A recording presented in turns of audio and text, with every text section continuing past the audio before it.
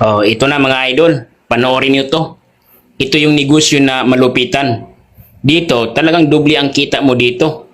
Pispan sa ilalim, manukan naman sa ibabaw. Yun ang kagandahan dito mga idol. Kumbaga ito, isa lang yung gastos mo dito. Tulad niyan, oh, mag-alaga ka ng manok.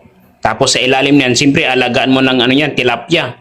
Tapos yung pagkain ng manok, idudumi ng manok, ikakain yung tilapia din yan. So, ang gastos mo dyan mga idol, isa lang. Pero doble ang kita mo. Yun naman ang kagandahan dito. Tapos ang kagandahan pa dyan mga idol, walang amoy yan. Maganda yung ambience niya. So yung preskong hangin, langhap ng manok yan. Kaya yung manok mo dito hindi magkasakit. Tapos ang kagandahan dito, hindi siya madaling mapuntahan ng mga ahas at saka daga. Yun ang kagandahan niya. Tingnan mo mga idol, oh, kung gaano kaganda yung poultry nila. Sa ibang bansa to mga idol, kaya talagang makakuha ka ng idea dito kung